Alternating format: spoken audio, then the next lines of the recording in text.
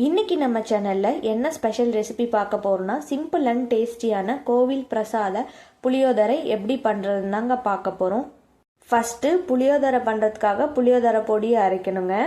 இந்த மாதிரி புளியோதரை பொடியை ஒரே முறை அரைச்சிங்கன்னா புளியோதரை 5 நிமிஷத்தில் செஞ்சு முடிச்சிடலாங்க. கண்டிப்பாக நீங்களும் ட்ரை பண்ணி பாருங்கள். Hello friends, welcome to Suji's kitchen. இப்போ தான் நம்ம சேனலை ஃபஸ்ட் டைம் பார்க்குறீங்கன்னா சப்ஸ்கிரைப் பண்ணிக்கோங்க. வீடியோ பிடிச்சிருந்தா லைக் பண்ணுங்கள்.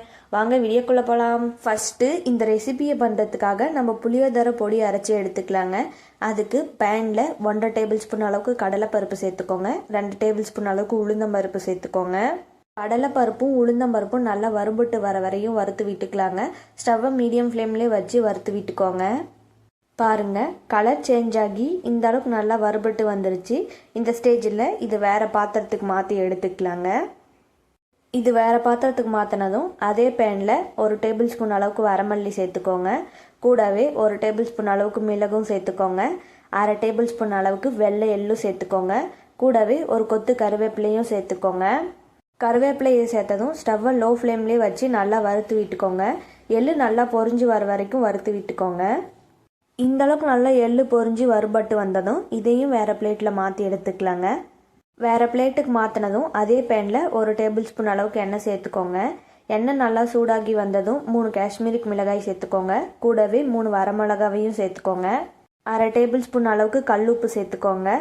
கல்லுப்பு சேர்த்ததும் மிளகா நல்லா வறுபட்டு வர வரைக்கும் வறுத்து விட்டுக்கலாங்க. காஷ்மீரிக் மிளகாய் இல்லைன்னா வரமிளகாவே இன்னும் 4 எக்ஸ்ட்ரா சேர்த்துக்கலாங்க. இந்த ஸ்டேஜில் 1/4 டேபிள் ஸ்பூன் அளவுக்கு பெருங்காயத்தூள் சேர்த்துக்கோங்க. பெருங்காயத்தூள் இல்லைன்னா கட்டி பெருங்காயம் கூட சேர்த்துக்கலாங்க. பெருங்காயத்தூள் சேர்த்ததும் மிளகாவை நல்லா வறுத்து விட்டுக்கலாங்க. மிளகாய் இந்தளவுக்கு நல்லா எண்ணெயிலே வறுபட்டு வந்ததும் இதையும் வேறு பிளேட்டுக்கு மாற்றிக்கலாங்க. வேறு பிளேட்டுக்கு மாற்றினதும் அதே பேனில் 1 டேபிள் ஸ்பூன் அளவுக்கு எண்ணெய் சேர்த்துக்கோங்க. எண்ணெய் நல்லா சூடாகி வந்ததும் ஒரு பெரிய எலுமிச்சம்பழ சைஸ் அளவுக்கு புளியை சேர்த்துக்கோங்க. கூடவே 1/4 டேபிள் ஸ்பூன் அளவுக்கு மஞ்சள் தூளும் சேர்த்துக்கோங்க. ஸ்டவ்வை லோ ஃப்ளேம்லேயே வச்சு புளியை எண்ணெயிலே நல்லா வறுத்து விட்டுக்கோங்க.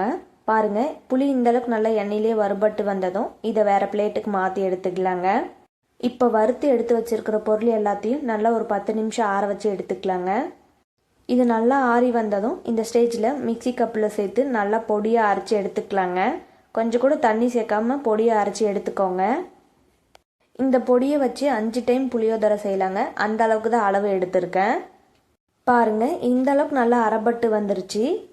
கையில் எடுத்து பார்க்கும்போது நல்லா பொடியாக அரைபட்டு வந்திருக்கணுங்க. அதுதான் கரெக்டான கன்சிஸ்டன்சி. புளியோதரை பொடியை ஒழுங்காக அரைக்காமல் கொரகொரப்பாக அரைச்சிங்கன்னா புளியோதரை டேஸ்ட்டே மாறிடுங்க. புளியோதரை பொடி ரெடி ஆயிடுச்சுங்க. இது ஒரு வாரம் இருக்கட்டும். இப்போ நம்ம புளியோதரை எப்படி பண்ணுறதுன்னு பார்த்துடலாங்க. அதுக்கு வாணலில் தேவையான அளவுக்கு எண்ணெய் சேர்த்துக்கோங்க. எண்ணெய் நல்லா சூடாகி வந்ததும் 1 டேபிள் ஸ்பூன் அளவுக்கு கடுகு சேர்த்துக்கோங்க. கூடவே 1 டேபிள் ஸ்பூன் அளவுக்கு கடலை பருப்பு சேர்த்துக்கோங்க. 1 டேபிள் ஸ்பூன் அளவுக்கு உளுந்தம்பருப்பு, 1 டேபிள் ஸ்பூன் அளவுக்கு நிலக்கடலை சேர்த்துக்கோங்க. கூடவே 2 வரமிளகாவை இது போல் கட் பண்ணி சேர்த்துக்கோங்க.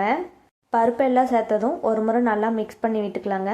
மிக்ஸ் பண்ணி விட்டுட்டு ஒரு கொத்து கருவேப்பிலையும் சேர்த்துக்கலாங்க. கருவேப்பிலை சேர்த்ததும் ஒரு முறை நல்லா மிக்ஸ் பண்ணி விட்டுக்கலாங்க.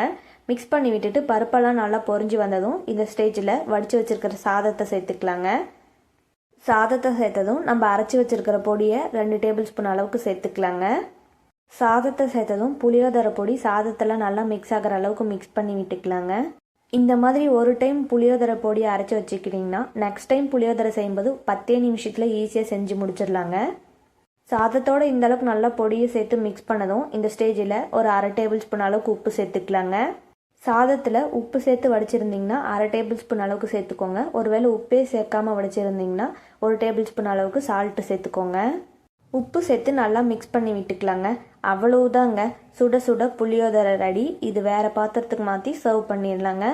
நீங்களும் இதே மாதிரி ஸ்டைலில் புளியோதரையை ட்ரை பண்ணி பாருங்கள். ட்ரை பண்ணி பார்த்துட்டு எப்படி வருதுன்னு மறக்காமல் கமெண்ட் செக்ஷனில் கமெண்ட் பண்ணுங்கள்.